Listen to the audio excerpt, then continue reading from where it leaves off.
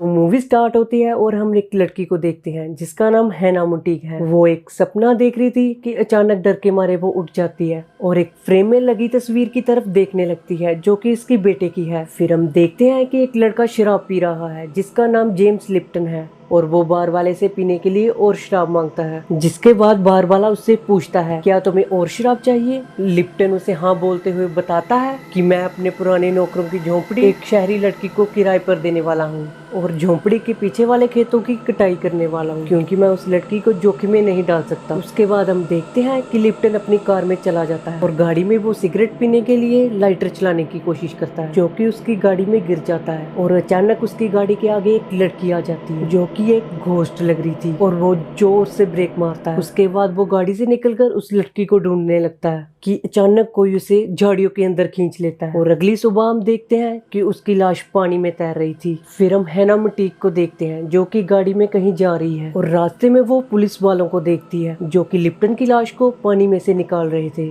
लेकिन इस बात का हैना को नहीं पता था। फिर वो एक झोंपड़ी के पास जाकर रुकती है लेकिन वहाँ उसे कोई दिखाई नहीं देता और फिर हैना किसी को फोन करने की ट्राई करती है। असल में हैना ही वो लड़की थी जिसे लिप्टन अपनी झोंपड़ी किराए पर देने वाला था। फिर वो पड़ोसियों से पूछने जाती है और एक औरत डोर खोलती है जिसका नाम एलेनोर है। हैना उसे बताती है कि मैंने ये झोंपड़ी लिप्टन से किराए पर ली है, लेकिन एलेनोर कहती है कि ये झोंपड़ी किराए के लिए नहीं है। इतने में एलेनोर का पति आता है जिसका नाम जॉन है और वो हैना को बोलता है कि तुम मेरे साथ चलो। फिर वो हैना को बताता है कि मैंने ही ये झोंपड़ी लिप्टन को खेतों के साथ बेची थी और वो उसे झोंपड़ी की चाबी दे देता है। उसके बाद हम हैना को फोन पर किसी से बात करते हुए सुनते हैं और वो फोन पर बोलती है कि मैं अपने बेटे को बस सही तरह से दफनाना चाहती हूँ, जिससे हमें पता चलता है कि उसका बेटा मर चुका है और वो उसे याद करके बहुत उदास हो जाती है। फिर आगे हम देखते हैं कि जॉन वहाँ पुलिस के पास जाता है और पुलिस वाला उसे बताता है कि नदी में से जो लाश मिली है वो लिप्टन की है और फिर जॉन वहाँ से चला जाता है। फिर आगे हम देखते हैं कि हैना को घर के बाहर से चीखने की आवाजें आ रही थी जिससे वो काफी डर जाती है। फिर अगली सुबह हैना जब खेतों में जॉगिंग करने जाती है उसे वहाँ पत्थरों से बना एक अजीब स्पाइरल शेप और एक साइकिल दिखाई देती है जो कि किसी बच्चे की लग रही थी। फिर हम हैना को न्यूज़पेपर में छपे कुछ आर्टिकल पढ़ते हुए देखते हैं जिसमें कुछ बच्चों के मरने और उसके बेटे के मिसिंग होने के बारे में लिखा था। इतने में जॉन आ जाता है। वो इतने न्यूज़पेपर को देखकर बोलता है कि क्या तुम भी कोई न्यूज़ रिपोर्टर हो, लेकिन हैना उसे कहती है कि मैं कोई न्यूज़ रिपोर्टर नहीं हूँ, मैं बस एक माँ हूँ और अपने बेटे को बस सही तरह से दफनाना चाहती हूँ और जानना चाहती हूँ कि उसके साथ आखिर हुआ क्या था। फिर जॉन वहाँ से चला जाता है और फिर हम देखते हैं कि जॉन हैना को अपने घर डिनर के लिए इनवाइट करता है और हैना वहाँ एक फोटो को देखती है जिसमें एक छोटी बच्ची थी। फिर हैना उनसे पूछती है कि ये फोटो आपकी बेटी की है। एलेनोर कहती है हाँ, ये हमारी बेटी की है और हम उसे बहुत प्यार करते हैं और वो बहुत प्यारी है। लेकिन जॉन एलेनोर की बात को काटते हुए बोलता है कि वो मर चुकी है, जिसके बाद एलेनोर कहती है कि तुम हमेशा ऐसा क्यों बोलते हो कि वो मर चुकी है, और वो गुस्से में वहाँ से चली जाती है। और फिर जॉन हैना को बताता है कि तुम्हारे बेटे के मिसिंग होने के कुछ समय बाद ही जो सड़क के किनारे नदी में डूब गई उसमें हमारी बेटी वायलेट भी थी, बचा तो सिर्फ ड्राइवर जिसने कहा ब्रेक टूट गई थी। फिर हैना भी उसे बताती है जिससे हमें पता चलता है कि हैना वहाँ उस झोंपड़ी में इसीलिए रहने आई थी क्योंकि वो अपने बेटे के बारे में जानना चाहती थी कि उसके साथ असल में हुआ क्या था। और उसके बाद हैना वहाँ से चली जाती है। फिर अगली रात जब हैना सो रही वो कुछ डरावना सपना देखती है जिसमें कुछ बच्चे नदी में से निकल रहे थे और हैना डर के उठ जाती है। फिर अगली रात सोते हुए जॉन की आंख खुलती है और वो अपनी गाड़ी लेकर कहीं जाने लगता है। वो खेतों में पहुंचता है और हम देखते हैं कि इतनी रात को एलेनोर वहां घूम रही थी और तभी हम कुछ बच्चों को उनके पीछे से भागते हुए देखते हैं।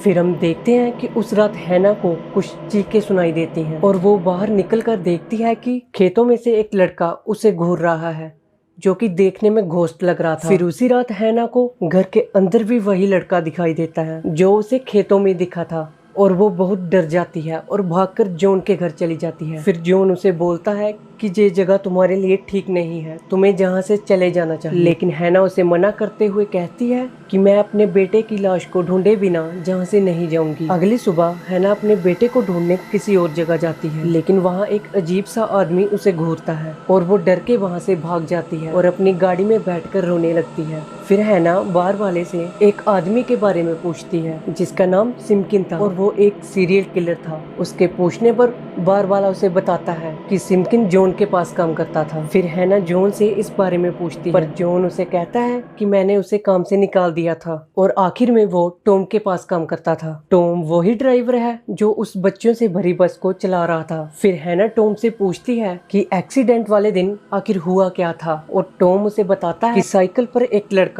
उसकी बस के सामने आ गया था जिससे बस का संतुलन खराब हो गया और बस नदी में जा गिरी। मैं समय रहते बस से बाहर आ गया लेकिन सभी बच्चे डूब गए। फिर अगले दिन हैना उसी नदी के किनारे जाती और वहाँ उसे वही पत्थरों से बनी स्पाइरल शेप दिखती है जिसे उसने एक बार पहले भी देखा था। फिर हम देखते हैं कि हैना को पता चलता है जो लड़का उसे खेतों में घूर रहा था उसका नाम मैक्स था। फिर अगली रात हैना अपने घर में कुछ पैरों के निशान देखती है जिसको देखकर वो डर के मारे अपने रूम में जाकर बैठ जाती है। लेकिन फिर उसकी छत से जोर जोर से आवाजें आने लगती हैं और हम देखते हैं कि कुछ बच्चे उसकी छत पर घूम रहे हैं। फिर अगली सुबह हैना को अपने घर के बाहर अपने बेटे जोए के शूज दिखते हैं जिसे देखकर वो रोने लगती है। इतने में वो पुलिस वाला वहाँ आ जाता है और हैना को बोलता है कि कोई तुम्हारे साथ प्रैंक कर रहा है। लेकिन हैना उसे बोलती है कि मुझे अच्छे से पता है कि ये मेरे बेटे के ही शूज हैं।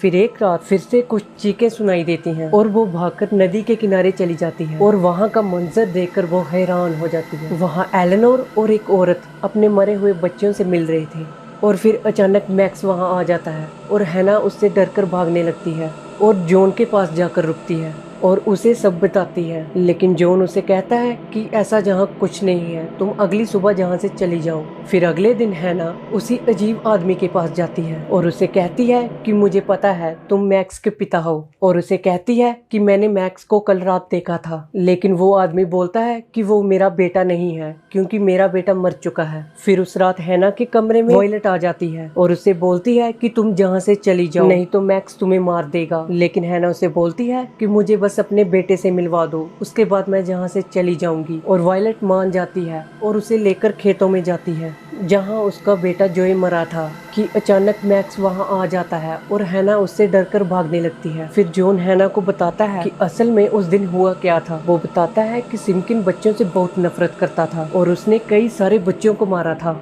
उस दिन सिमकिन मैक्स को मारने के लिए उसके पीछे भाग रहा था कि तभी मैक्स के सामने वो बस आ गई और बस का संतुलन खराब होने के कारण बस नदी में जा गिरी जिससे सभी बच्चे मर गए। जॉन ने कहा कि मैंने बचाने की बहुत कोशिश की लेकिन मैं नहीं बचा सका। हैना जॉन को कहती है कि हमें वो खेत जला देने चाहिए जिससे वो बच्चे मुक्त हो सकें।